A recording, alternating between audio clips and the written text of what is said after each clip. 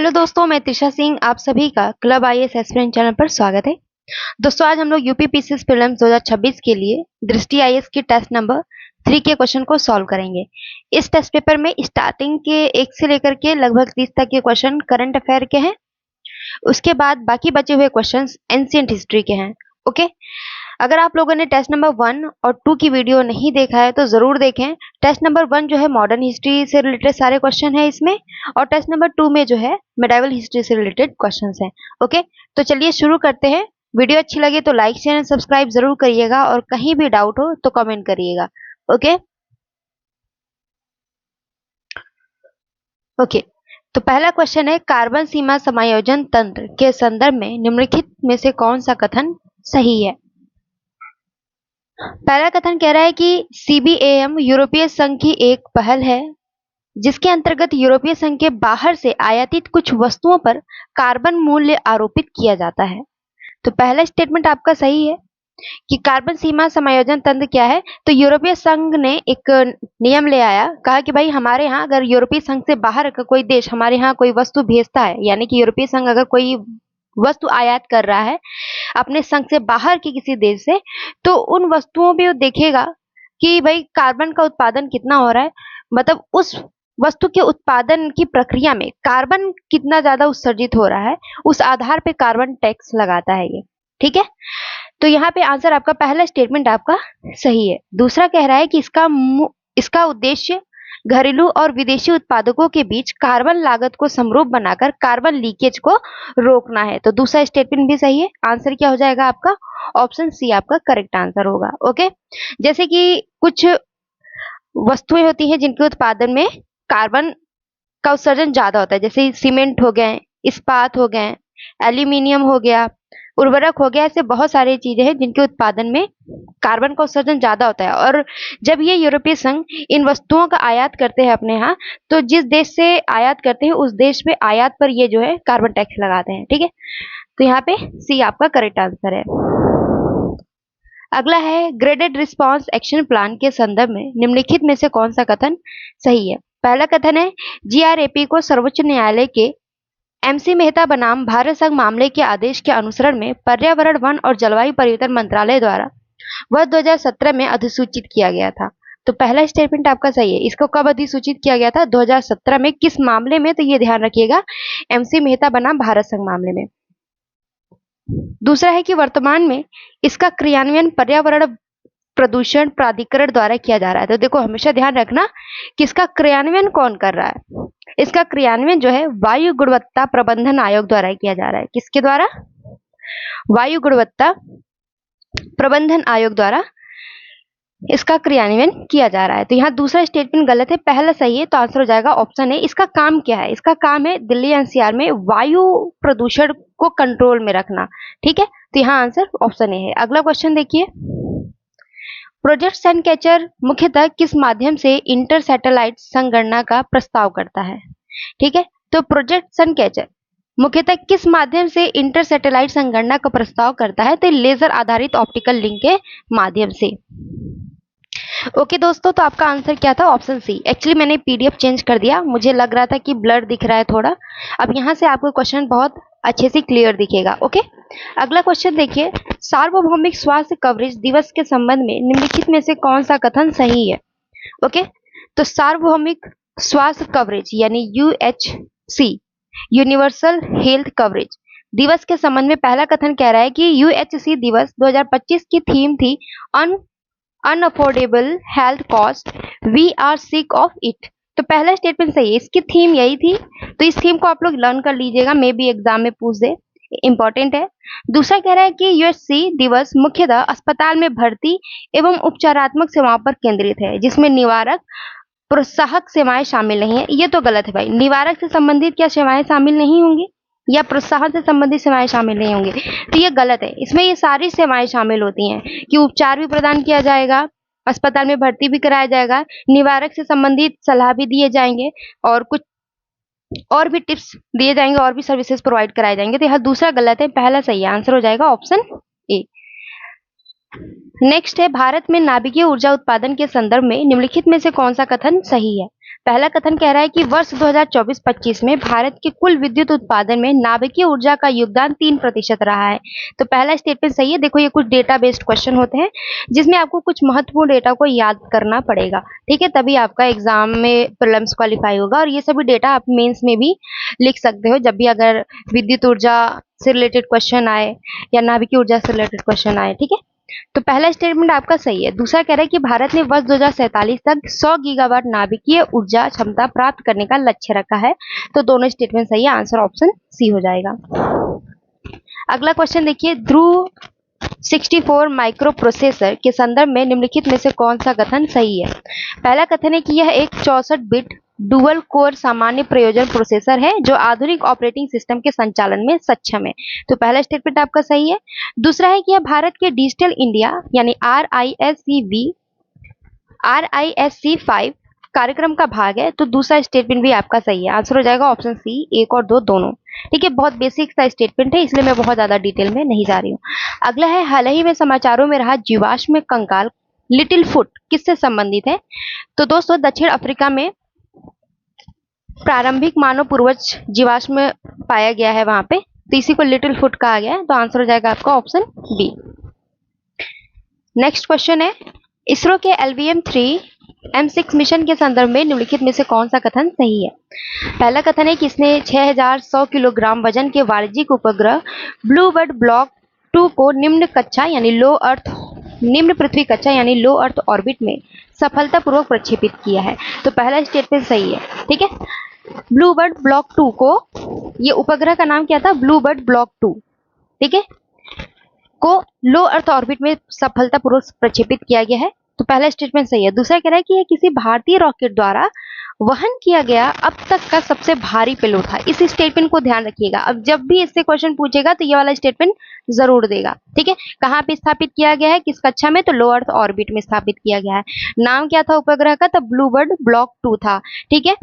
अगला है, तीसरा स्टेटमेंट कह रहा है कि यह इसरो के गगनयान मानव अंतरिक्ष उड़ान कार्यक्रम का भाग था। तो ये गलत है। देखो ये गगनयान से संबद्ध नहीं था, ये अलग कार्यक्रम था, और ये गगनयान मानव अंतरिक्ष उड़ान ये अलग कार्यक्रम है, इससे रिलेटेड नहीं है ये। तो पहला और दूसरा सही है, तीसरा गलत है। पता होता अगर तीसरा गलत है तो आप यहाँ पे इजिली एलिमिनेट कर देते। चलिए अगला स्टेटमेंट देखिए आप लोग, भारत में मलेरिया के उन्मूलन लक्ष्यों के क्रम में निम्नलिखित में से कौन सी प्रमुख पहले शामिल हैं। पहला स्टेटमेंट कह रहा है कि वर्ष 2047 तक देश में मलेरिया मामलों को शून्य करना, ठीक है। पहला स्टेटमेंट सही है। आप लोग देखेंगे जब मलेरिया उन्मूलन लक्ष्यों को लाया गया था, अभी कुछ टाइम पहले ही इसको लॉन्च किया गया था, तो इसमें बताया गया था कि भाई 2047 तक हम लोग मलेरिया मामलों को शून्य कर देंगे। और दूसरा लक्ष्य ये तय किया गया कि वर्ष 2030 तक मलेरिया का पूर्ण रूप से उन्मूलन कर दिया जाएगा। तो दूसरा स्टेटमेंट भी सही है। लेकिन तीसरा देखो, इसमें कह रहा है कि वर्ष 2030 तक वाहक मच्छरों का उन्मूलन। अब वाहक मच्छरों का उन्मूलन किया जा सकता है, हाँ, वाहक मच्छरों का क्या उन्मूलन किया जा सकता है कि पूरी तरीके से मच्छर प्रजाति को खत्म कर दिया जाए, ऐसा तो नहीं हो सकता। तो तीसरा तो गलत है, ठीक है। पहला दूसरा सही है, आंसर हो जाएगा ऑप्शन ए। नेक्स्ट क्वेश्चन देखो, प्रोजेक्ट 17A फ्रिगेट्स के संदर्भ में निम्नलिखित में से कौन सा कथन सही है। पहला कथन कह रहा है कि प्रोजेक्ट 17A शिवालिक श्रेणी के फ्रिगेट का उन्नत संस्करण है, ठीक है। किस श्रेणी का है, शिवालिक श्रेणी का, इसको ध्यान रखिएगा। एग्जाम में शिवालिक की जगह कोई अन्य नाम दे देता है तो आप लोग कंफ्यूज हो जाते हैं, तो कंफ्यूज नहीं होना है, यहाँ से क्वेश्चन बहुत पूछता है तो इसको ध्यान रखिएगा। शिवालिक श्रेणी के फ्रिगेट का उन्नत संस्करण है, पहला सही है। दूसरा कह रहा है कि प्रोजेक्ट 17A फ्रिगेट संयुक्त डीजल या गैस प्रणोदन प्रणाली का उपयोग करते हैं। तो दोनों स्टेटमेंट सही है, ये डीजल या गैस प्रणोदक प्रणाली का प्रयोग करते हैं। तो आंसर हो जाएगा आपका ऑप्शन सी।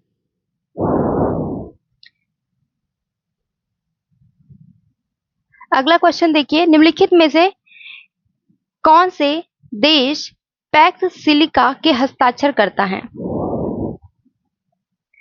ठीक है। पैक्स सिलिका भी लास्ट टेस्ट पेपर में भी पैक्स सिलिका से रिलेटेड क्वेश्चन था, क्या था ये आप लोग उस वाली वीडियो में देख लीजिएगा। और डिटेल में पढ़ना चाहते हैं तो विजन आईएएस के मैगजीन में दिया हुआ है, आज सर ने पढ़ा है, तो पढ़ लीजिएगा, ठीक है। तो इसके हस्ताक्षरकर्ता देश कौन कौन से हैं, तो दोस्तों ये चारों हैं, ठीक है। जापान, कतर, ऑस्ट्रेलिया, भारत, ये चारों हैं। तो आंसर क्या हो जाएगा आपका, ऑप्शन डी हो जाएगा। ओके, अगला क्वेश्चन है, निम्नलिखित में से किन देशों ने पहले ही आपदा जोखिम वित्त पोषण के लिए कैटस्ट्रॉफ बॉन्ड का उपयोग किया? तो कैटस्ट्रॉफ बॉन्ड का उपयोग किन दो देशों ने किया? ठीक है, आपदा जोखिम वित्त पोषण के लिए तो मैक्सिको और फिलीपींस ने किया है। तो आंसर आपका ऑप्शन सी हो जाएगा। अगला है, आकाश एनजी मिसाइलों के संबंध में निम्नलिखित में से कौन सा कथन सही है? पहला कथन कह रहा है कि आकाश एनजी में 95% से अधिक स्वदेशी घटक है। पहला स्टेटमेंट सही है। दूसरा है कि इसके उत्पादन में सार्वजनिक क्षेत्र उपक्रमों के साथ साथ निजी क्षेत्र की कंपनियां भी शामिल हैं। तो दोनों ही स्टेटमेंट सही है। आंसर हो जाएगा ऑप्शन सी।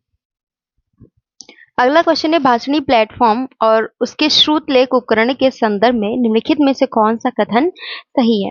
पहला कथन कह रहा है कि भाषणी भारत के डिजिटल सार्वजनिक अवसंरचना का एक घटक है जो आधार, यूपीआई तथा डिजी लॉकर के साथ भाषा अंतर प्राचलनीयता का स्तर प्रदान करती है। तो पहला स्टेटमेंट सही है। दूसरा कह रहा है कि श्रुतलेख केवल 22 अनुसूचित भाषाओं में ही वास्तविक समय में बहुभाषी भाषण, लिप्यंतरण और अनुवाद की सुविधा प्रदान करता है। तो केवल 22 भाषाओं से ज्यादा को ये सर्विस प्रोवाइड कराता है, यानी कि 22 भाषाओं से भी ज्यादा ये भाषण लिप्यंतरण यानी लिप में बदलाव कर सकता है और अनुवाद कर सकता है। तो यहाँ पे दूसरा गलत है, पहला सही है। तो आंसर ऑप्शन ए हो जाएगा। अगला क्वेश्चन है, हाल ही में समाचारों में रहा सी विजिल निम्नलिखित में से किससे संबंधित है? सी विजिल दोस्तों ये चुनाव के दौरान आदर्श आचार संहिता की उल्लंघन की रिपोर्ट करने हेतु ये ऐप लाया गया था। एप्लीकेशन है ये सी विजिल। जैसे कि मान लो कोई उम्मीदवार है, वोट पाने के लिए ये लोगों को रिश्वत दे रहा है, तो लोग जो है इसका रिपोर्ट कर सकते हैं इस ऐप के थ्रू। ठीक है, अगला देखिए, पोलर सिल्क रोड के संबंध में निम्नलिखित में से कौन सा कथन सही है? पहला कथन कह रहा है कि यह आर्कटिक क्षेत्र में इंडिया मिडल ईस्ट यूरोप आर्थिक गलियारे यानी आईएमईसी का विस्तार है। तो देखो दोस्तों, ये आईएमईसी का विस्तार नहीं बल्कि चाइना द्वारा बेल्ट एंड रोड इनिशिएटिव का जो कॉन्सेप्ट था, जो लाया है उसने, बेल्ट एंड रोड इनिशिएटिव का ही विस्तार है ये आर्कटिक क्षेत्र में, आईएमईसी का नहीं है। तो गलत हो जाएगा पहला। दूसरा है कि पीएसआर मुख्य रूप से रूस के आर्कटिक तट के साथ स्थित नॉर्दर्न सी रूट पर केंद्रित है जो एशिया यूरोप के बीच की दूरी को उल्लेखनीय रूप से कम करता है। तो दूसरा स्टेटमेंट सही है। करेक्ट आंसर ऑप्शन बी हो जाएगा। अगला है, हाल ही में प्रस्तावित board of peace for Gaza अंतरराष्ट्रीय चर्चा का विषय रहा है। इस संदर्भ में निम्नलिखित में से कौन सा कथन जो है प्रकृति और अधिदेश का सर्वोत्तम वर्णन करता है? तो दोस्तों इसका आपका करेक्ट आंसर होगा, गाजा में पुनर्निर्माण और संक्रमणकालीन शासन की देखरेख के लिए अमेरिकी नेतृत्व वाला एक बहुपक्षीय निकाय है ये। ठीक है, तो यहाँ पे आंसर क्या हो जाएगा आपका ऑप्शन बी। ये सारे क्वेश्चन, कुछ क्वेश्चन जो है रिपीटेड है। टेस्ट नंबर 1 और टेस्ट नंबर 2 आप लोगों ने देखा होगा, क्वेश्चन सॉल्व किया होगा, तो उसमें दिया हुआ है। दोस्तों अगर आप लोग पीडीएफ चाहते हो तो पीडीएफ का लिंक जो है इस कमेंट बॉक्स में जाएंगे, इस वीडियो के नीचे कमेंट बॉक्स में, तो इसका लिंक मेंशन कर दिया गया है। आप लिंक पर क्लिक करके पूरे पीडीएफ को, यानी दृष्टि आईएएस द्वारा जितने भी अब तक टेस्ट पेपर कंडक्ट कराए गए हैं सारे टेस्ट पेपर आपको मिल जाएंगे। ठीक है, हिंदी और इंग्लिश दोनों मीडियम में मिलेगा। इसके साथ ही आपको विद एक्सप्लेनेशन मिलेगा। ओके, तो आप यहाँ पे पीडीएफ प्राप्त कर सकते हो। अगर आपके आसपास जहाँ पे आप रह रहे हो, आपके पास, आपके घर के पास दृष्टि ब्रांच है, तो दृष्टि ब्रांच में जाके आप ऑफलाइन टेस्ट सीरीज भी ज्वाइन कर सकते हो या दृष्टि एप्लीकेशन को डाउनलोड करके भी इस टेस्ट को कर सकते हो, यानी ज्वाइन कर सकते हो, जिसकी फी है 5000 रुपीज। ओके, चलिए 18वां क्वेश्चन देखिए, तो निर्यात तैयारी सूचकांक 2024 के संदर्भ में निम्नलिखित में से कौन सा कथन सही है? पहला कथन कह रहा है, पहला कथन है कि इसको भारतीय रिजर्व बैंक यानी आरबीआई द्वारा जारी किया गया था। तो दोस्तों निर्यात तैयारी सूचकांक इसको जारी करता है नीति आयोग। ठीक है, कौन जारी करता है? नीति आयोग करता है, आरबीआई नहीं करता।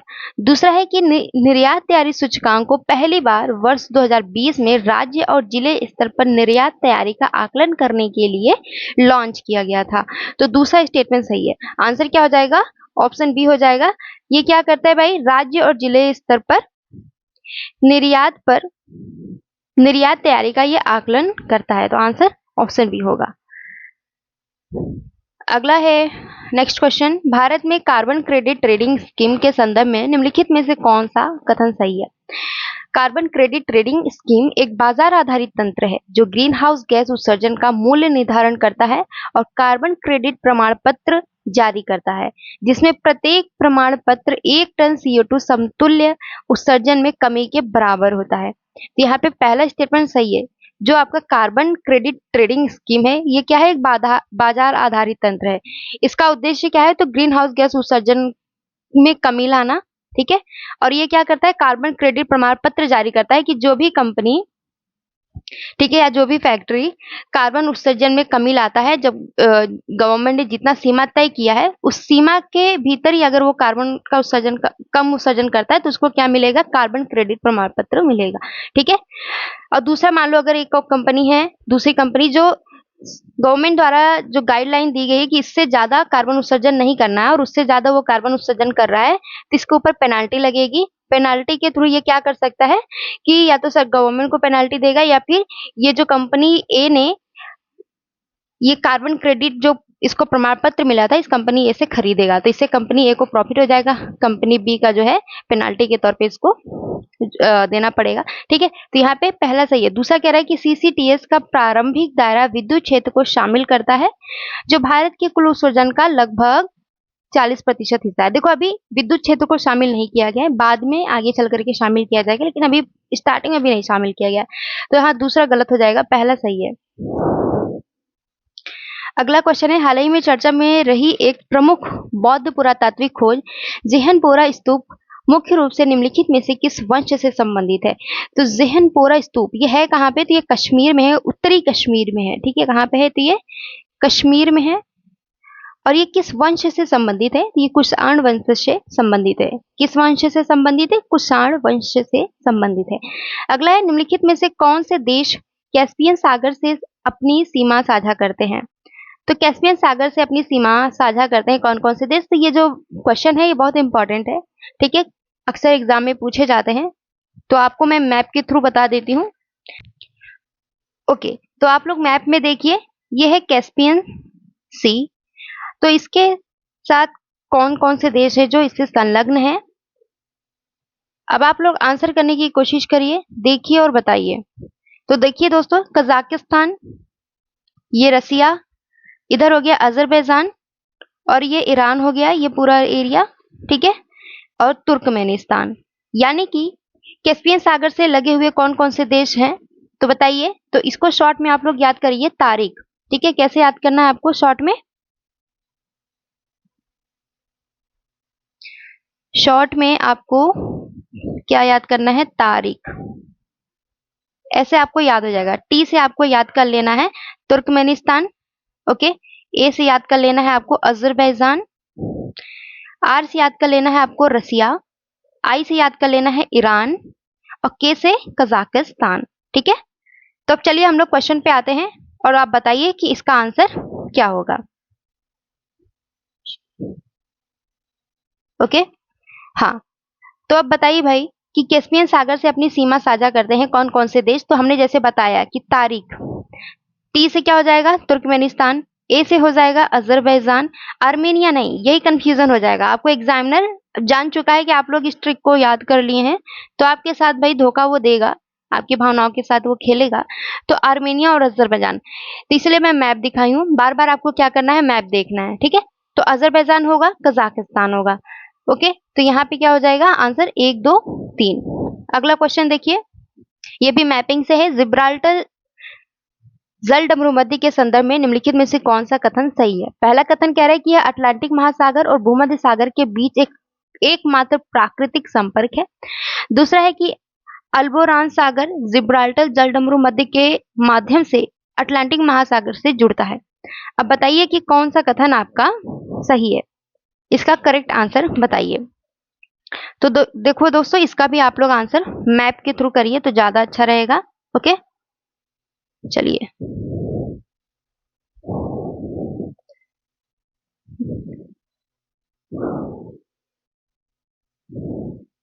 ये है, देखिए मैप में देखिए अब आप लोग,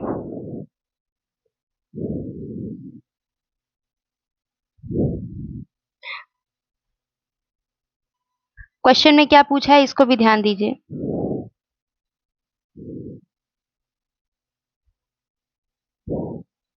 ये देखिए, जिब्राल्टर जलडमरू मध्य के संदर्भ में निम्नलिखित में से कौन सा कथन सही है? अब बताइए कि ये है आपका स्ट्रेट ऑफ जिब्राल्टर, ठीक है। स्टेटमेंट में क्या बोला है कि यह अटलांटिक महासागर और भूमध्य सागर के बीच एकमात्र प्राकृतिक संपर्क है। तो आप मैप में देखिए, तो ये मेडिटेरियन सी, ठीक है, ये क्या है, मेडिटेरियन सी यानी कि भूमध्य सागर, और ये है अटलांटिक सागर, ठीक है, अटलांटिक महासागर। तो हम कह सकते हैं कि हाँ, ये स्टेटमेंट आपका पहला वाला जो स्टेटमेंट है ये करेक्ट है, ठीक है। पहला वाला स्टेटमेंट आपका सही है कि अटलांटिक महासागर और भूमध्य सागर को जोड़ने वाला एकमात्र प्राकृतिक संपर्क है। और दूसरा कह रहा है कि अल्बारोस सागर, अब ये अल्बारोस सागर देखिए यहाँ पे कहां पर है, ये क्वेश्चन देखिए क्या कह रहा है कि अल्बोरान सागर जिब्राल्टर जलडमरू मध्य के माध्यम से अटलांटिक महासागर से जुड़ता है। अब इसको मैप में देखिए आप लोग, तो यहाँ पे देखिए अल्बरोन सी और अटलांटिक महासागर, तो हम कह सकते हैं कि हाँ, जिब्राल्टर स्ट्रेट जो है ये अल्बरोन सी और अटलांटिक महासागर को आपस में जोड़ता है, ठीक है। तो आंसर क्या हो जाएगा आपका? ऑप्शन सी आपका राइट आंसर हो जाएगा। ऑप्शन सी आपका करेक्ट आंसर है। अगला देखिए, निम्नलिखित में से कौन सी नदी काला सागर में गिरती है? तो कौन सी नदी है जो काला सागर में गिरती है? तो दोस्तों डेन्यूब, नेस्टर और नीपर, ये तीन नदियां जो है काला सागर में गिरती हैं। तो आंसर हो जाएगा आपका option C, sorry option A. अगला देखिए, एम्परर सी माउंट्स रिज किस महासागर में स्थित है? तो एम्परर सी माउंट्स रिज ये जो है आपके प्रशांत महासागर में स्थित है। आंसर हो जाएगा ऑप्शन सी। अगला क्वेश्चन है, निम्नलिखित में से कौन सा देश बिश्के की खाड़ी से संलग्न है? बिश्के की खाड़ी से संलग्न है, इसको भी हम लोग मैप के माध्यम से करेंगे तो आसानी से आप लोग आंसर कर ले जाएंगे। ओके ओके, ये देखिए बे ऑफ बिस्के आपको देखने को मिल रहा है, आप लोग ध्यान से देखिए क्वेश्चन में क्या बोला है। हाँ, ऑप्शन देखिए और क्वेश्चन देखिए, यहाँ पे साइड में क्वेश्चन दिख रहा है कि कौन सा देश बिश्के की खाड़ी से संलग्न है। ऑप्शन दिया है फ्रांस और स्पेन, स्पेन और पुर्तगाल, ऑप्शन सी है फ्रांस और बेल्जियम, ऑप्शन डी है स्पेन और इटली। अब यहाँ पे आप लोग बताइए। ओके,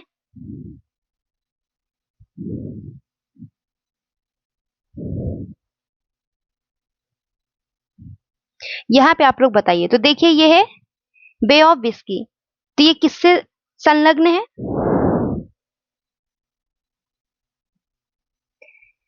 किन देशों से संलग्न है ये? तो फ्रांस और स्पेन। तो आपका आंसर क्या हो जाएगा? फ्रांस और स्पेन हो जाएगा।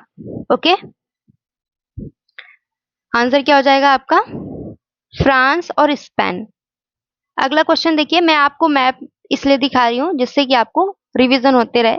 ओके, निम्नलिखित में से कौन सा देश, कौन सा कथन सही है? पहला कथन कह रहा है कि इक्वाडोर तथा कोलंबिया दक्षिण अमेरिका महाद्वीप के ऐसे एकमात्र देश हैं जिनसे होकर भूमध्य रेखा गुजरती है। अब आप लोग सोचिए कि क्या भूमध्य रेखा दक्षिण अमेरिका के केवल दो देशों इक्वाडोर और कोलंबिया से ही होकर गुजरती है, या अन्य कोई देश भी है दक्षिण अमेरिका का जिससे ये भूमध्य रेखा गुजरती है? दूसरा कह रहा है कि भूमध्य रेखा मालदीव और किरिबाती के प्रादेशिक जल से होकर गुजरती है। तो बताइए कि कौन सा कथन आपका सही है? इसको भी हम लोग मैप के थ्रू करेंगे इसका आंसर। ओके,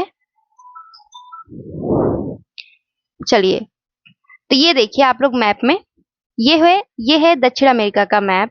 ओके, तो ये भूमध्य रेखा जा रही है, देखिए ये है भूमध्य रेखा। ओके, ये है भूमध्य रेखा। अब ये किन देशों से, दक्षिण अमेरिका के किन देशों से होके जा रही है? ये इक्वाडोर है, कोलंबिया है और ये ब्राजील है। तो भाई ये तो पहला स्टेटमेंट आपका गलत हो गया, पहला स्टेटमेंट आपका गलत हो गया। इक्वाडोर और कोलंबिया से तो होकर गुजर रहा है, इसके साथ ही दक्षिण अमेरिका के एक और देश है जो ब्राजील है, ब्राजील से भी होकर गुजर रहा है।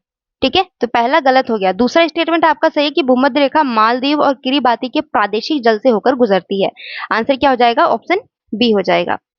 अगला क्वेश्चन है, कर्क रेखा भारत के कितने राज्यों से होकर गुजरती है? तो 8 राज्यों से होकर गुजरती है। उम्मीद करते हैं कि अगर आप स्टेट पीसेस दे रहे हैं तो ये इसका आंसर तो आपको पता होगा। और ये 8 राज्य कौन कौन से हैं, आपको कमेंट बॉक्स में इसका आंसर बताना है। ओके, अगला है निम्नलिखित में से पूर्वी घाट की नदियों का दक्षिण से उत्तर की ओर सही क्रम कौन सा है। तो दक्षिण से उत्तर की ओर इसका सही क्रम बताना है आप लोगों को। तो दोस्तों दक्षिण में है सबसे पुन्यार, फिर उसके उत्तर में पोलार, पेन्नार, फिर कृष्णा। इसको भी मैप के थ्रू देख लीजिए। हाँ, तो यहाँ पर देखिए आप लोग,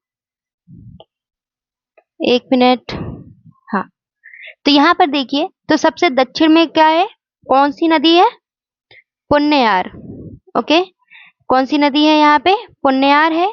उसके बाद है पलार, फिर पेन्नार, उसके बाद फिर लास्ट में कृष्णा, यानी सबसे उत्तर में कृष्णा नदी है। फिर कृष्णा नदी के दक्षिण में पेन्नार है, पेन्नार के दक्षिण में पेलार है, और पलार के दक्षिण में पुन्यार है। तो ये आपका करेक्ट आंसर होगा।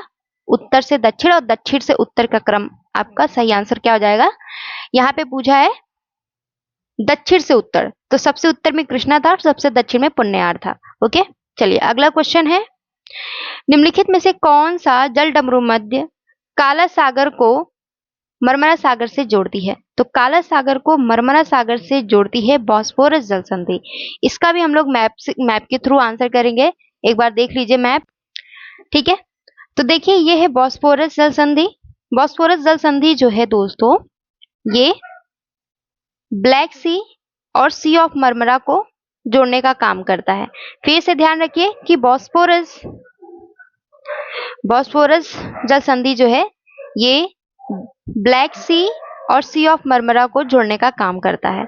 और ऑप्शन में डार्डेनल्स जल संधि भी दिया है, तो डार्डेनल्स जल संधि को भी ध्यान रखिएगा कि ये जो डार्डेनल्स जल संधि है ये एजियन सी, ठीक है, ये एजियन सी और सी ऑफ मरमरा यानी मरमरा सी को जोड़ने का काम करता है। तो डार्डेनल्स जो है एजियन सी और सी ऑफ मरमरा को जोड़ता है, और बॉस्फोरस जो है ब्लैक सी और सी ऑफ मरमरा को जोड़ने का काम करता है।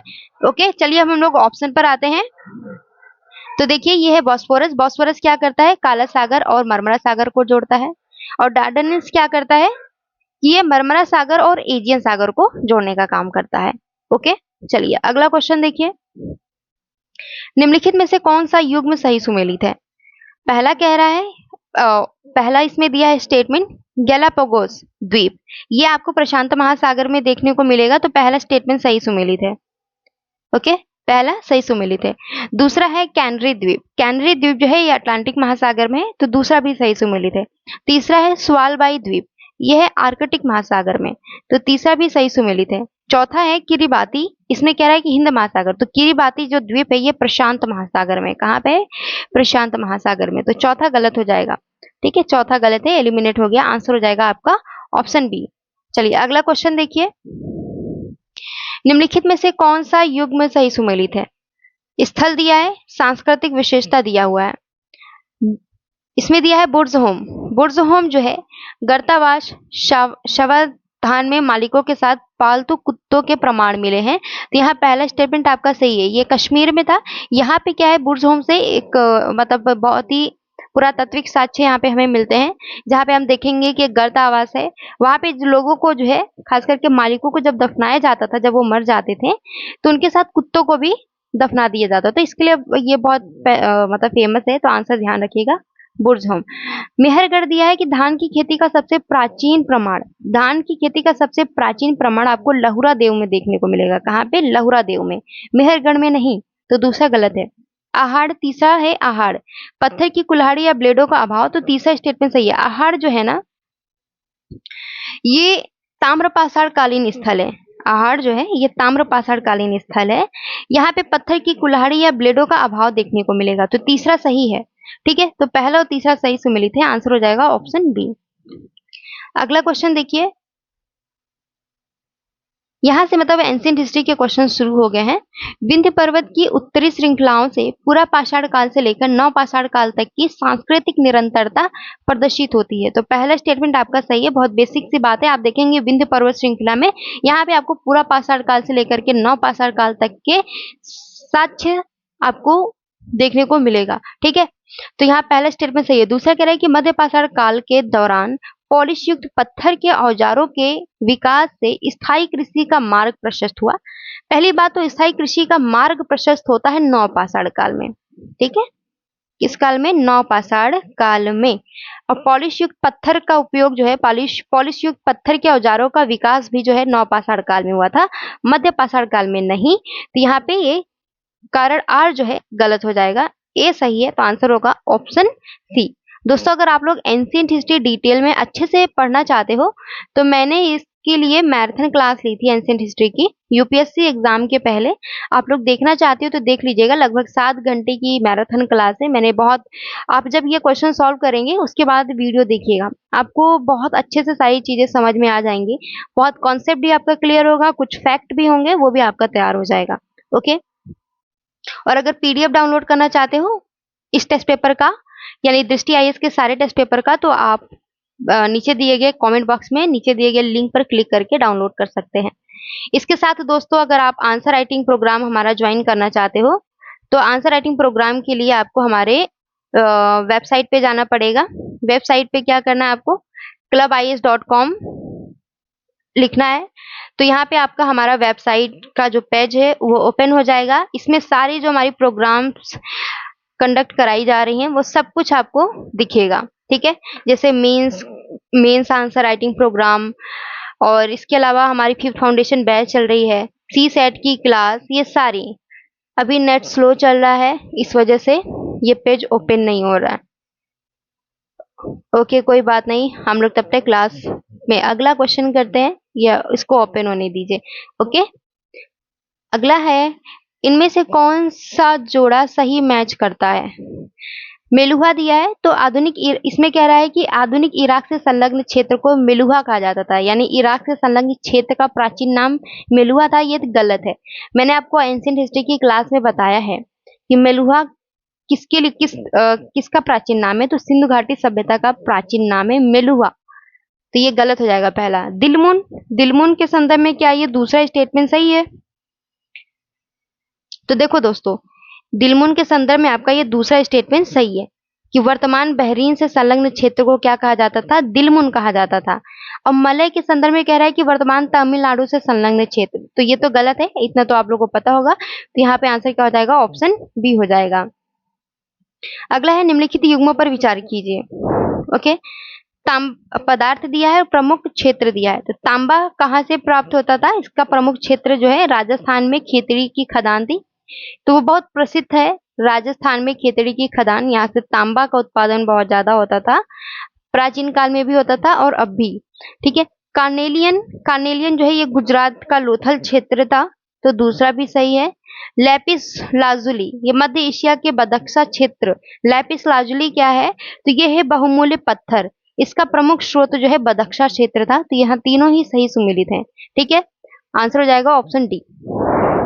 अगला क्वेश्चन देखिए, बौद्ध धर्म से संबंधित निम्नलिखित में से कौन सा कथन आपका सही है?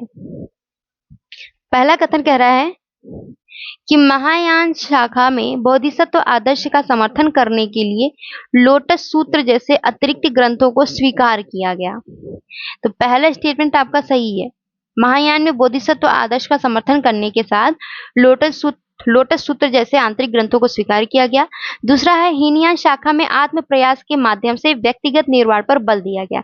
तो दूसरा स्टेटमेंट भी सही है, आंसर क्या हो जाएगा? ऑप्शन सी हो जाएगा। देखो, महायान में बोधिसत्व आदर्श का क्या मतलब था कि महायान ये कहता था भाई कि अगर तुम्हें निर्वाण की प्राप्ति करनी है, तुम अपने खुद के बल पर भी निर्वाण प्राप्त कर सकते हो। इसके साथ ही अपने निर्वाण, अगर कोई दूसरा व्यक्ति है जो चाहता है कि वो भी निर्वाण की प्राप्ति करे, तो इसके लिए तुम अपना जो निर्वाण की प्राप्ति है उसको ब्रेक करके तुम दूसरे की निर्वाण प्राप्ति में मदद कर सकते हो, ठीक है। यानी एक दूसरे की निर्वाण की प्राप्ति में एक दूसरे की मदद कर सकते हो। लेकिन हीनयान कहता है कि भाई तुम खुद के दम पे अपने आत्म प्रयास के माध्यम से व्यक्तिगत निर्वाण प्राप्त करो, यानी अपने दम पर निर्वाण की प्राप्ति करो। जैसे क्या है कि यूपीएससी की तैयारी आप लोग कर रहे हो, तो हीनयान कहेगा कि तुम खुद ही अपनी तैयारी करो, दूसरे से हेल्प मत लो, ना दूसरों की मदद करो। और महायान कहता है कि भाई तुम खुद तैयारी कर रहे हो, ठीक है, लेकिन अगर दूसरा व्यक्ति भी तैयारी कर रहा है, आईएएस बनना चाहता है तो तुम अपनी तैयारी को ब्रेक करके तुम दूसरे की हेल्प कर सकते हो या अपनी तैयारी जारी रख के भी तुम दूसरों की तैयारी में मदद कर सकते हो। तो ये महायान कहता है। ओके, यहाँ से क्वेश्चन बहुत पूछा जाता है, ध्यान रखिएगा। अगला क्वेश्चन है, बौद्ध दर्शन से संबंधित निम्नलिखित में से कौन सा कथन सही है? पहला कथन कह रहा है कि बौद्ध धर्म में एक स्थायी आत्मा के अस्तित्व को स्वीकार किया गया जो मृत्यु के बाद भी कर्म फल का वहन करने हेतु अस्तित्व में रहती है। दूसरा है कि बौद्ध धर्म में सर्वोच्च सृजनकर्ता के रूप में ईश्वर को ब्रह्मांड के नियंत्रण के साथ जीवों के भाग्य निर्धारक के रूप में संदर्भित करता है। तो देखो भाई, ये दोनों ही स्टेटमेंट गलत हैं। ओके, बौद्ध धर्म जो है आत्मा के अस्तित्व को नहीं स्वीकारता है। ठीक है, बौद्ध दर्शन में आत्मा के अस्तित्व को स्वीकार नहीं किया गया है। और बौद्ध धर्म ये भी कहता है कि भाई कि जो ये ब्रह्मांड है, ये जो प्रकृति है, इसकी रचना ईश्वर ने नहीं की है। ठीक है, ये जो ब्रह्मांड है इसकी रचना ईश्वर ने नहीं बल्कि प्रकृति ने किया है। तो यहाँ पे ये सर्वोच्च सृजनकर्ता के रूप में ईश्वर को जो है नकारता है। तो ये दोनों स्टेटमेंट गलत हैं। आंसर क्या हो जाएगा? ऑप्शन डी हो जाएगा। अगला है, मौर्य प्रशासन से संबंधित निम्नलिखित में से कौन सा कथन सही है? पहला कथन है कि ग्राम प्रमुख प्रांतीय स्तर पर समाहर्ता एवं सन्निधाता के प्रति उत्तरदायी थे। देखो, मौर्य प्रशासन संबंधित अगर हम बात करें तो ग्राम जो है, ग्राम प्रमुख, ये प्रांतीय स्तर पर समाहर्ता और सन्निधाता के प्रति उत्तरदायी नहीं थे बल्कि जिला स्तर के जो लेखाकार होते थे और कर संग्राहक होते थे उनके प्रति उत्तरदायी थे। तो पहला स्टेटमेंट गलत है। दूसरा है कि भू राजस्व मुख्यतः भाग के रूप में वसूला जाता था जो सामान्यतः उपज का 1/6 भाग होता था, जबकि बटाईदार अपनी उपज का आधा हिस्सा राज्य को देते थे। तो यहाँ पे दूसरा स्टेटमेंट सही है। दोस्तों, अगर आप एंशिएंट हिस्ट्री डिटेल में, ये सारी चीजें मैंने मैराथन क्लास में बताई हुई हैं, आप पढ़ना चाहते हो तो यूट्यूब पर मैराथन क्लास की वीडियो पड़ी हुई है एंशिएंट हिस्ट्री की, आप लोग पढ़ लेना। ओके, तीसरा कह रहा है कि केवल सिंचित भूमि पर सिंचाई कर लगाने के माध्यम से सिंचाई की सुविधाओं को राज्य द्वारा नियंत्रित किया जाता था। तो तीसरा स्टेटमेंट भी आपका सही है। आंसर क्या हो जाएगा? ऑप्शन सी, यानी 2 और 3। पहला तो गलत था। ठीक है, अगला क्वेश्चन देखिए। शिलालेख दिया हुआ है और विवरण दिया हुआ है। बृहद शिलालेख द्वितीय, यह आपको याद होना चाहिए कि किस शिलालेख में क्या विवरण मिलता है। ओके, ये आपको याद होना चाहिए, स्टेट पीसीएस में बहुत पूछा जाता है। सामाजिक कल्याण के उपाय, ठीक है, बृहद शिलालेख 2 में सामाजिक कल्याण के उपाय का विवरण मिला है, जैसे चिकित्सा सेवा, कुआं, सड़कों का निर्माण, वृक्षारोपण करना। पहला सही सुमेलित है। बृहद शिलालेख 11, इसमें बड़ों के प्रति सम्मान करना, उदारता और पशु हत्या पर रोक लगाने जैसे विवरण देखने को मिलते हैं। तो दूसरा भी सही सुमेलित है। तीसरा है बृहद शिलालेख 7वां, ठीक है, इसमें है कि सभी संप्रदायों के प्रति सहिष्णुता की अपील की गई थी। तो यहाँ पे तीसरा भी सही है। तो आंसर क्या हो जाएगा? ऑप्शन डी, यानी 1, 2 और 3। अगला है, सातवाहन वंश के बारे में निम्नलिखित में से कौन सा कथन सही नहीं है? कौन सा कथन सही नहीं है सातवाहन वंश के बारे में? तो ऑप्शन ए कह रहा है कि सिमुक को सातवाहन वंश का संस्थापक माना गया। ये तो बात सही है कि सातवाहन वंश के संस्थापक कौन थे? सिमुक थे। तो ऑप्शन ए करेक्ट है। गौतमी पुत्र सातकर्णी ने पश्चिमी दक्कन तथा गुजरात के क्षत्रपों को पराजित किया था। तो दूसरा भी स्टेटमेंट यानी ऑप्शन बी भी आपका करेक्ट है। ऑप्शन डी कह रहा है कि रानी नागनिका ने नानाघाट अभिलेख में वैदिक यज्ञों का उल्लेख मिलता है। तो ऑप्शन डी भी आपका सही है। ऑप्शन सी जो है इसमें कह रहा है कि उत्तरकालीन सातवाहनों ने प्राकृत और संस्कृत दोनों भाषाओं में लेखों वाले सिक्के जारी किए थे। तो देखो, प्राकृत भाषा में तो इन्होंने सिक्के जारी किए थे, लेकिन संस्कृत भाषा में नहीं बल्कि तेलुगु या तमिल भाषा में इन्होंने जारी किया था सिक्के। तेलुगु या तमिल, संस्कृत नहीं। तो यहाँ इसीलिए आंसर हो जाएगा आपका ऑप्शन सी। क्वेश्चन में पूछा है कि कौन सा सही नहीं है। दोस्तों, अगर आप लोग आंसर राइटिंग करना चाहते हो या डिटेल में किसी भी सब्जेक्ट को पढ़ना चाहते हो तो आप हमारे 5th फाउंडेशन बैच को ज्वाइन कर सकते हो। आज पता नहीं इंटरनेट को क्या हुआ है, चल नहीं रहा है, मौसम खराब है शायद इस वजह से। ठीक है, तो आज हमारा वेबसाइट ओपन ही नहीं हो रहा है, इंटरनेट नहीं चल रहा है। आप लोग clubis.com क्रोम में जा करके टाइप करिएगा, वहां पे हमारा वेबसाइट आपका ओपन हो जाएगा। होम पेज पे जाएंगे तो हमारे अलग अलग प्रोग्राम है, आंसर राइटिंग से रिलेटेड प्रोग्राम में 5th फाउंडेशन बैच और सी सेट के प्रोग्राम आपको देखने को मिलेंगे। तो आप अगर आंसर राइटिंग करना चाहते हो तो आप हमारे उत्तर लेखन अभ्यास से जुड़ सकते हो, जिसकी डेली मतलब आपको वहां पे आंसर दिया जाएगा, क्वेश्चन दिया जाएगा उस क्वेश्चन का आंसर आप हमें लिख करके भेजेंगे। कैसे लिख करके भेजना है, उस वीडियो में आप उसी पेज पे आपको देखने को मिलेगा कि वहां पे एक वीडियो के थ्रू बताया गया है कि कैसे आपको आंसर लिख करके भेजना है। ठीक है। और अगर आप फिफ्थ फाउंडेशन बैच ज्वाइन करना चाहते हो तो पूरे यूपीएससी का सारा सिलेबस जो है बहुत ही मिनिमम प्राइस में आपको पढ़ाया जाएगा। ठीक है, तो आप लोग ज्वाइन कर सकते हैं। अब अगला क्वेश्चन देखिए, कुषाण शासकों द्वारा विविध धार्मिक प्रतीकों का उपयोग अनेक परंपराओं के समायोजन को दर्शाता है। तो पहला स्टेटमेंट यानी अभिकथन ए आपका सही है। कारण आर कह रहे हैं कि कुषाण शासकों द्वारा जारी सिक्कों पर ईरानी, यूनानी, ब्राह्मणिक, बौद्ध और स्थानीय देवताओं की आकृतियां अंकित थी। तो कारण आर भी सही है, बहुत बेसिक सा स्टेटमेंट कह रहा है। तो आंसर क्या हो जाएगा आपका ऑप्शन ए, कि ए और आर दोनों सही है और आर ए की सही व्याख्या करता है। अगला क्वेश्चन है, निम्नलिखित में से कौन सा कथन सही है। पहला कथन है कि संगम साहित्य में काव्य विषयों का व्यापक रूप से अकम और पूरम के अंतर्गत वर्गीकृत किया गया है। तो ये पहला स्टेटमेंट सही है कि आप देखेंगे संगम साहित्य को काव्य विषयों को व्यापक रूप, संगम साहित्य में जो काव्य विषय हैं उनको व्यापक रूप से अकम और पूरम के अंतर्गत वर्गीकृत किया गया है। दूसरा कह रहा है कि अकम जो है अकम काव्य युद्ध और वीरता के विषयों से, जबकि पूरम काव्य जो है प्रेम और व्यक्तिगत जीवन की भावनाओं से संबंधित है। ये स्टेटमेंट जरूर देता है, अगर संगम साहित्य से रिलेटेड क्वेश्चन दे रहा है तो ये स्टेटमेंट अकम और पूरम से देता ही देता है। देखो पूरम काव्य में जो है आप देखेंगे युद्ध और वीरता से संबंधित विषय देखने को मिलेगा, पराक्रम से संबंधित विषय देखने को मिलेगा पूरम में। अकम में जो है प्रेम से संबंधित विषय, व्यक्तिगत जीवन से संबंधित विषय देखने को मिलेगा। तो यहाँ पे दूसरा गलत हो जाएगा। ठीक है, दूसरे में क्या है कि अपोजिट दिया हुआ है एक दूसरे का। अकम में कह रहा है कि वीरता और युद्ध से संबंधित विषय देखने को मिलेंगे और पूरम में कह रहा है कि प्रेम और व्यक्तिगत जीवन की भावनाओं से संबंधित है। तो यहाँ पे दूसरा सही गलत है, पहला सही है, आंसर हो जाएगा ऑप्शन ए। अगला क्वेश्चन देखिए, साम्राज्य दिया है, राजधानी दी है, बताना है कि कौन सा सही सुमेलित है। चोल साम्राज्य की राजधानी थी उरेयूर और चेर साम्राज्य की राजधानी थी वांजी और पांड्य साम्राज्य की राजधानी थी मदुरै। तो दूसरा और तीसरा जो है गलत है, आंसर हो जाएगा ऑप्शन ए, केवल एक। अगला क्वेश्चन देखिए, संगम काल के समाज के बारे में निम्नलिखित में से कौन सा कथन सही है। पहला कथन है कि सामाजिक वर्ग मुख्य रूप से व्यवसाय के आधार पर निर्धारित होते थे, न कि पदानुक्रम वर्ण व्यवस्था पर आधारित थे। ये बहुत ही अच्छा क्वेश्चन है। ठीक है, बहुत सारे बच्चे इसका आंसर गलत कर देंगे, तो ध्यान रखना कि जैसे कि उत्तर भारत में क्या था कि सामाजिक वर्ग जो है पदानुक्रम वर्ण व्यवस्था के आधार पर स्थापित था कि कोई ब्राह्मण है, क्षत्रिय है, वैश्य है, शूद्र है। तो ब्राह्मण जो होगा अध्ययन से संबंधित काम करेगा, पुराणों का अध्ययन करेगा, क्षत्रिय जो होगा वो युद्ध करेगा। ठीक है, लेकिन यहाँ पे क्या था, संगम काल में जो दक्षिण भारत है वहां पे व्यवसाय के आधार पर सामाजिक वर्ग देखने को मिलेगा। ठीक है, समाज के विभाजन देखने को मिलेगा। यहाँ पे क्या था, वर्ण व्यवस्था के आधार पर, उत्तर भारत में वर्ण व्यवस्था के आधार पर था विभाजन। तो यहाँ पे पहला स्टेटमेंट सही है। दूसरा कह रहा है कि युद्ध में वीरता दिखाने वालों के सम्मान में नडुकल या विरुक्कल नामक स्मृति शिलाएं स्थापित की जाती थी। तो यहाँ पे दूसरा स्टेटमेंट भी सही है, आंसर क्या हो जाएगा ऑप्शन सी। ओके, अगला है, संगम काल के दौरान दक्षिण भारत के विदेशी व्यापार के संबंध में निम्नलिखित में से कौन सा कथन सही है।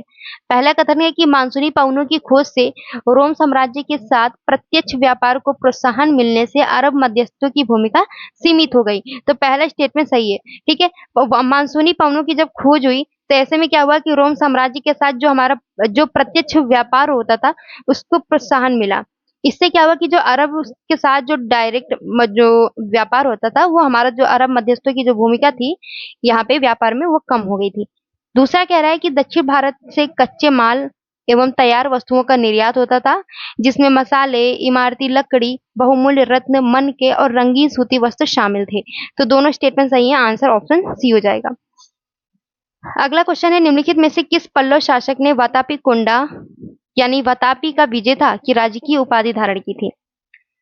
तो दोस्तों वातापी कोंडा की उपाधि किसने धारण की थी, नरसिंह वर्मन प्रथम ने। आंसर क्या हो जाएगा आपका ऑप्शन ए हो जाएगा। इन्होंने वातापी के चालुक्य शासक पुलकेशिन द्वितीय को हराया था, इसी के उपलक्ष्य में इन्होंने वातापी कोंडा की राजकीय उपाधि धारण की थी। अगला क्वेश्चन देखिए, निम्नलिखित में से कौन सा कथन सही है। पहला कथन है कि दंती दुर्ग ने बादामी के अंतिम चालुक्य शासक कीर्तिवर्मन द्वितीय को पराजित किया और पूर्ण साम्राज्य का दर्जा ग्रहण किया था। तो पहला स्टेटमेंट सही है। दूसरा है, कृष्णराज प्रथम ने दंती दुर्ग के बाद दक्षिणी कोंकण पर विजय प्राप्त कर राष्ट्रकूटों के प्रभुत्व का विस्तार किया था। तो दोनों स्टेटमेंट सही है, आंसर हो जाएगा ऑप्शन सी। देखो बहुत फैक्चुअल क्वेश्चन है, तो फैक्चुअल क्वेश्चन में हम ज्यादा कुछ समझा नहीं सकते, ठीक है। जो पॉइंट है उसका आंसर बता करके हम आगे बढ़ रहे हैं। वैदिक काल से संबंधित निम्नलिखित में से कौन सा कथन सही है? पहला कथन है, प्रारंभिक वैदिक काल में सभा और विदत जैसी जनजातीय सभाओं द्वारा विमर्शात्मक और धार्मिक कार्यों में भूमिका निभाई गई, जिनमें महिलाओं को भाग लेने की अनुमति थी। देखो वैदिक काल में हमने जैसा कि आपको पढ़ाया है कि वैदिक काल में जो खास करके प्रारंभिक वैदिक काल में सभा, समिति और विदत, ये 3 संस्थाएं थी जहां पे लोग आकर के बैठते थे, चर्चा परिचर्चा करते थे, अपने कबीले में से किसी एक व्यक्ति को राजन चुनते थे, राजा के रूप में चुनते थे, ठीक है। और भी जो धर्म से रिलेटेड कोई मुद्दा होता था तो उस पर चर्चा परिचर्चा करने के लिए सभा और समिति में बैठते थे। तो सब, और दूसरा पॉइंट ये है कि महिलाएं क्या भाग लेती थी, इनको अधिकार था, तो बिल्कुल ये सभा और विधत में ये भाग लेती थी, ठीक है। इनको वहां पे अपना जो भी मत डिसीजन है, जो भी इनके विचार है, उनको अभिव्यक्त करने की स्वतंत्रता थी।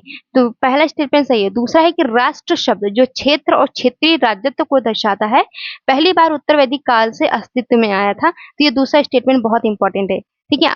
तो आंसर हो जाएगा आपका ऑप्शन सी। अगला क्वेश्चन है, अधिकारी दिया है, भूमिका, यहां से भी क्वेश्चन बहुत ज्यादा पूछा जाता है। पहला है समाहर्ता। समाहर्ता काम था करों के आकलन का सर्वोच्च प्रभारी अधिकारी होता था और संग्रहकर्ता होता था, ठीक है। करों को संग्रहित करने का काम करता था। सन्निधाता जो है राजकोष और भंडारा गृह का मुख्य संरक्षक होता था। महामात्र जो है मौर्य प्रशासन में मंत्री, सेनापति या मुख्य लेखाकार जैसे कार्य करने वाले जो उच्च अधिकारी होते थे, उन्हें महामात्र कहा जाता था। आंसर हो जाएगा आपका ऑप्शन डी, यानी 1, 2, 3 तीनों ही सही है। अजातशत्रु के संदर्भ में निम्नलिखित में से कौन सा कथन आपका सही है? पहला कथन कह रहा है कि उसने मगध की राजधानी को वैशाली स्थानांतरित किया था। मगध की राजधानी को वैशाली स्थानांतरित किया था, ये गलत है।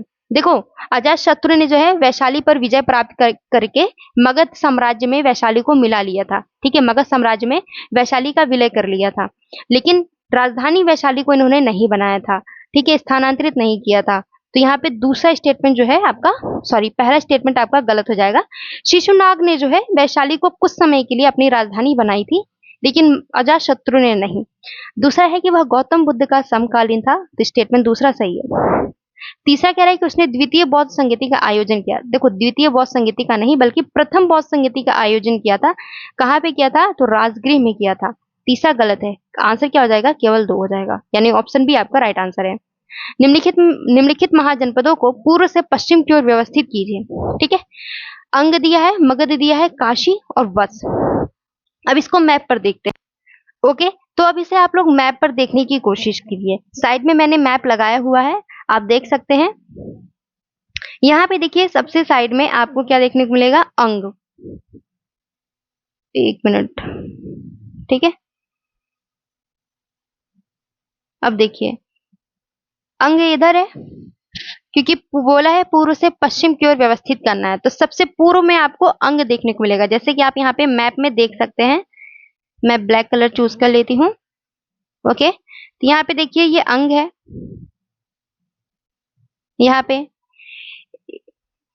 इसके बाद देखिए अब यहाँ पे आप लोग मगध। मगध कहाँ पे है? तो इसके जस्ट थोड़ा सा पश्चिम में मगध देखने को मिलेगा, ओके।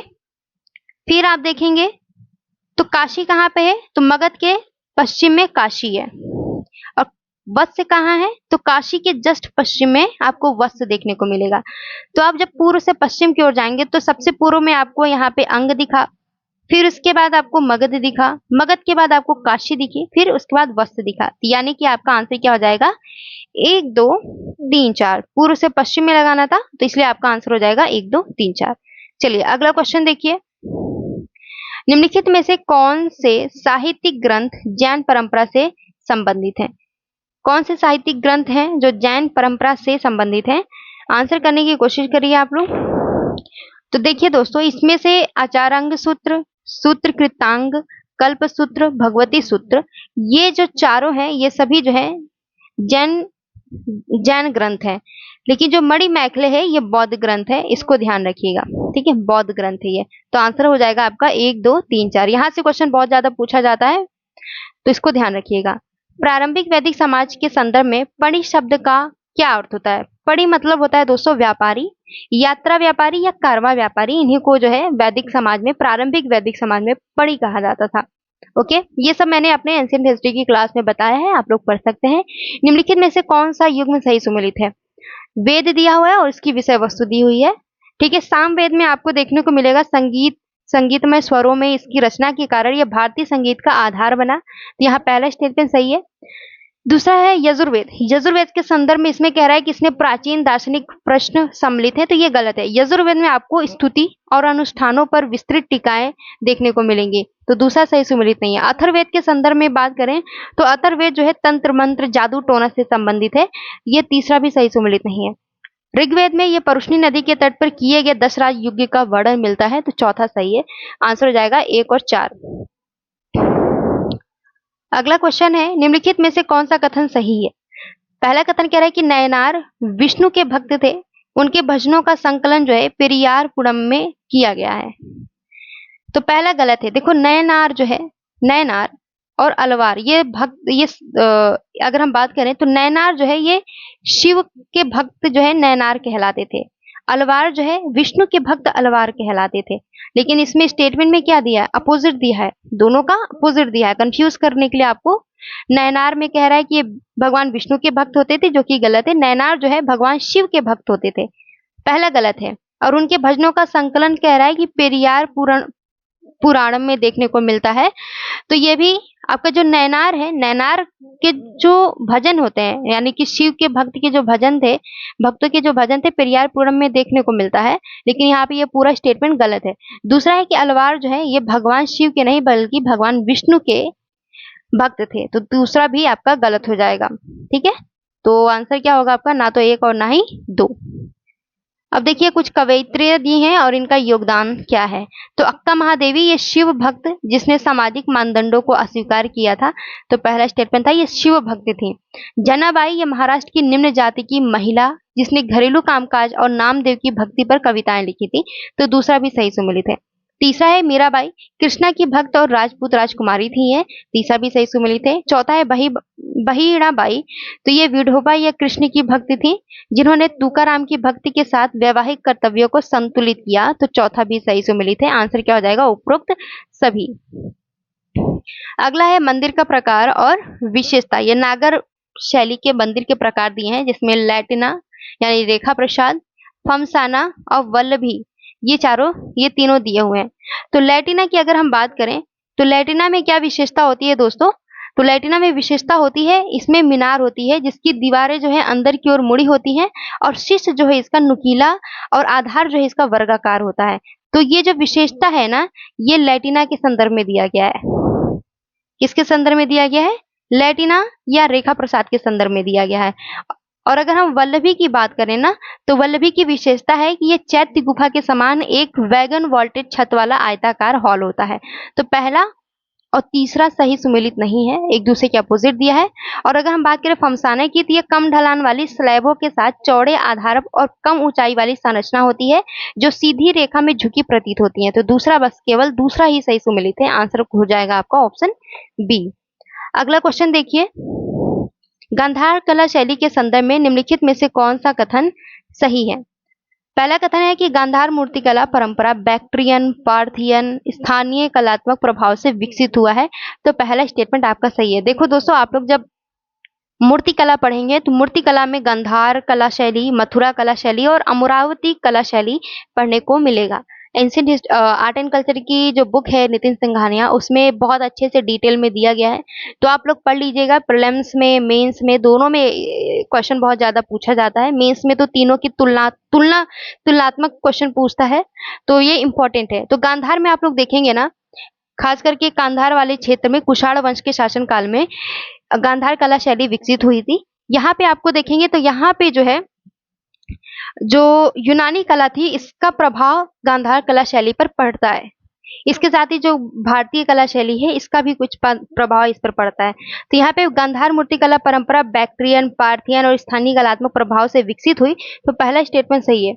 दूसरा है कि गांधार में बुद्ध की मूर्तियां वस्त्र और शारीरिक संरचना की दृष्टिकोण से परिष्कृत विवरण प्रदर्शित करती हैं, जो प्रतीकात्मक अमूर्तता के स्थान पर शास्त्रीय यथार्थवाद को दर्शाती है। तो दूसरा स्टेटमेंट भी आपका सही है, आंसर हो जाएगा ऑप्शन सी। आप लोग देखेंगे गांधार कला शैली में यथार्थता को बल दिया गया है, ठीक है, यानी कि जब इसमें गौतम बुद्ध की मूर्तियां बनाई गई तो गौतम बुद्ध को घुंघराले बाल के साथ दिखाया गया, जैसे कि नॉर्मल एक इंसान होती है, एक इंसान की तरह ही इनको एक मूर्ति, एक सुंदर मूर्ति इनका तैयार किया जाता था, ठीक है। वहां की जो एक परंपरा थी ढीले ढाले कपड़े पहनने की, तो उस ढीले ढाले वस्त्र में मूर्तियां बनाई गई हैं।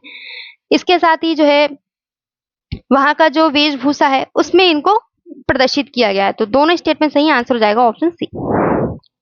अगला है दर्शन शास्त्र दिया है और संस्थापक दिया है। देखो न्याय दर्शन के संस्थापक जो हैं इसमें दिया है बादरायण, तो ये गलत है। न्याय दर्शन के संस्थापक गौतम है, ठीक है, ऋषि गौतम, तो पहला गलत है। वैशेषिक दर्शन के जो संस्थापक रहे हैं वो कणाद रहे हैं, सांख्य दर्शन के कपिल और मीमांसक दर्शन के जैमिनी, तो 3 सही है, दूसरा तीसरा चौथा, यानी ऑप्शन सी आपका राइट आंसर हो जाएगा। अगला क्वेश्चन है दार्शनिक और मुख्य सिद्धांत। रामानुजाचार्य विशिष्टाद्वैतवाद के प्रतिपादक रहे हैं, वल्लभाचार्य जो है शुद्ध अद्वैतवाद के प्रतिपादक रहे हैं, निम्बिकाचार्य जो है भेदाभेद या हम ये कह सकते हैं द्वैताद्वैत, ठीक है, द्वैताद्वैत के संस्थापक रहे हैं। कहीं भेदाभेद लिख देता है, कहीं पे द्वैताद्वैत लिख देता है, द्वैतवाद के संस्थापक नहीं थे, ठीक है। किसके संस्थापक थे निम्बिकाचार्य? तो भेदाभेद या द्वैताद्वैत के संस्थापक थे। तो यहाँ पे पूछा है कि कितने आपके सही सुमेलित हैं, तो केवल 2, यानी पहला और दूसरा वाला सही सुमेलित है, तीसरा सही सुमेलित नहीं है। यहाँ से भी क्वेश्चन बहुत ज्यादा हर साल एग्जाम में पूछता है, स्टेट पीसीएस में स्पेशली बहुत पूछा जाता है। तो नाटक दिया है और लेखक दिया है। मालविका अग्निमित्रम के लेखक जो है कालिदास रहे हैं, मुद्रा राक्षस के लेखक विशाख दत्त रहे हैं, स्वप्नवासव दत्ता के लेखक भवभूति रहे हैं, नहीं स्वप्नवासव दत्ता के लेखक जो है महाकवि भास रहे हैं। ये हमेशा ध्यान रखिएगा, कौन थे? महाकवि भास थे। तो ये तीसरा सही सुमेलित नहीं है। रत्नावली के लेखक जो है हर्षवर्धन रहे हैं। तो आंसर क्या हो जाएगा आपका? पहला, दूसरा और चौथा, यानी ऑप्शन बी आपका करेक्ट आंसर है। अगला देखिए, पिटक दिया है और विषय वस्तु दी हुई है। सूत्र पिटक, सूत्र पिटक में ये बहुत इंपॉर्टेंट है, बहुत पूछता है एग्जाम में। तो सूत्र पिटक में बुद्ध के नैतिक उपदेश और शिक्षाएं देखने को मिलेंगी। विनय पिटक में जो है संघ और मठवासी अनुशासन के लिए नियम और विनियमन देखने को मिलेगा। विनय पिटक में जो है कि संघ में कैसे रहना है, कैसे डिसिप्लिन में रहना है, ये सब कुछ जो है नियम वगैरह विनय पिटक में देखने को मिलेगा। सुत्त पिटक में बुद्ध ने जो नैतिक शिक्षाएं दी हैं उसका संकलन आपको सुत्त पिटक में देखने को मिलेगा। तो पहला दूसरा सही सुमेलित नहीं है।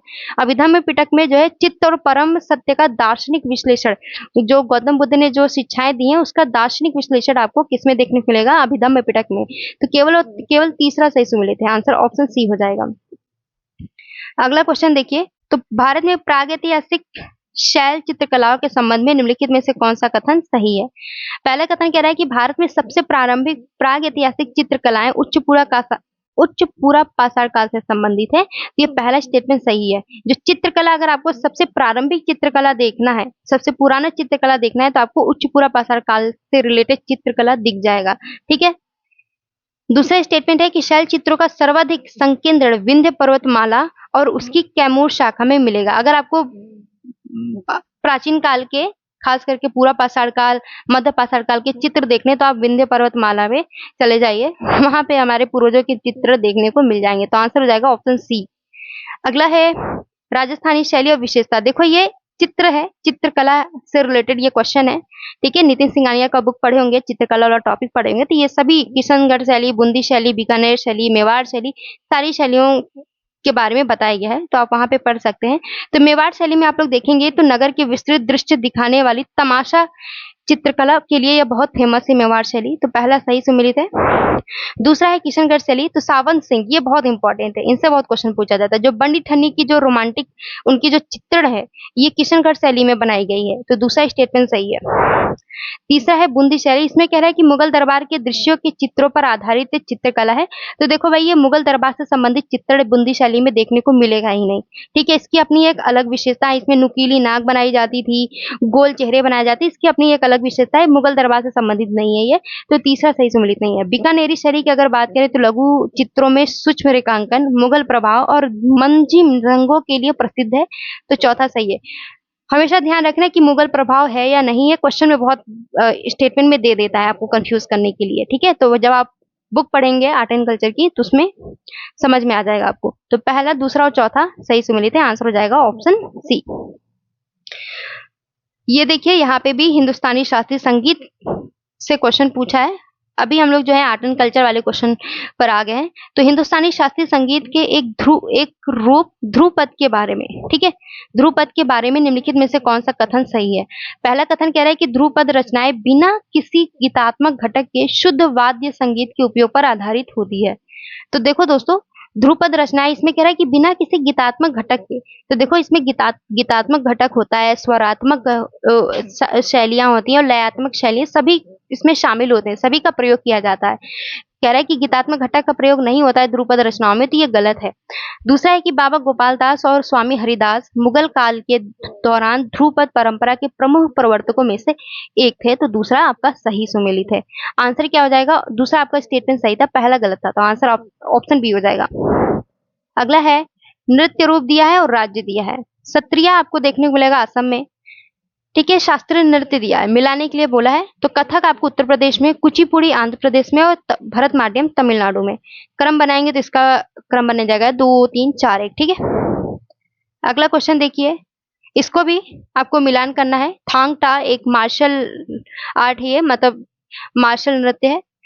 थांग टा ये मणिपुर में किया जाता है स्पेशली, तो पहला सही सुमेलित है। कालबेलिया आपको राजस्थान में देखने को मिलेगा, लोक नृत्य है ये सभी। छऊ जो है ओडिशा में, तो तीनों सही सुमेलित है, आंसर हो जाएगा ऑप्शन डी। अगला है निम्नलिखित में से कौन सा कथन सही है।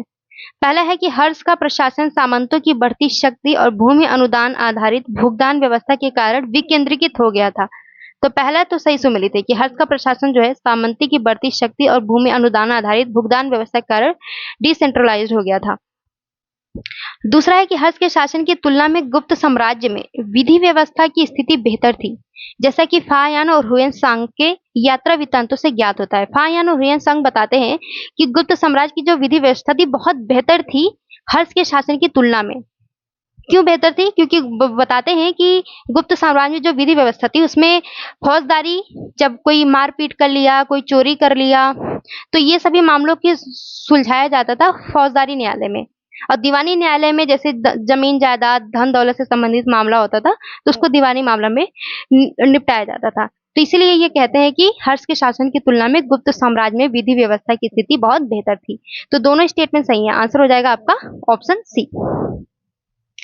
अगला क्वेश्चन देखिए, तो जैन दर्शन के संबंध में निम्नलिखित में से कौन सा कथन सही है। पहला कथन कह रहा है कि जैन सिद्धांत के अनुसार देवता अस्तित्व में है, किंतु वे मनुष्यों के विपरीत कर्म और पुनर्जन्म से पूर्णतः मुक्त है।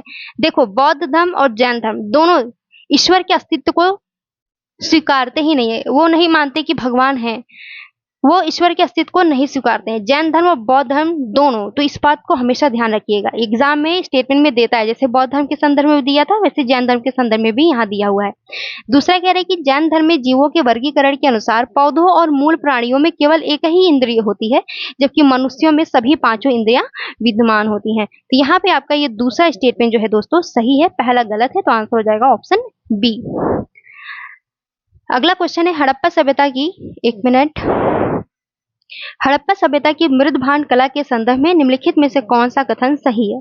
पहला कथन कह रहा है कि हड़प्पा काल के चित्रित मृदभांड पर सामान्यतः लाल लेप पर काले रंग से बनी आकृतियों का उपयोग होता था, जिनमें ज्यामितीय पैटर्न, पौधों और पशुओं के चित्र शामिल हैं। तो पहला स्टेटमेंट सही है। जब आप एंशिएंट हिस्ट्री पढ़ेंगे तो आपको ये जानने को मिलेगा कि उस समय जो ये मृदभांड बनाते थे तो ये क्या करते थे कि लाल रंग का लेप लगा देते थे, उसके बाद ये काले रंग से कुछ रैखिक डिजाइने समथिंग इस तरह की डिजाइन ये लोग बिंदु बिंदु या इस तरह से रेखा रेखा खींच देते थे, तो देखने में अच्छा लगता था। तो ऐसा कुछ इन लोग बनाया करते थे। मैंने एंशिएंट हिस्ट्री क्लास में इमेज के थ्रू इसको दिखाया है, तो आप लोग वहाँ पे भी देख सकते हैं, ठीक है।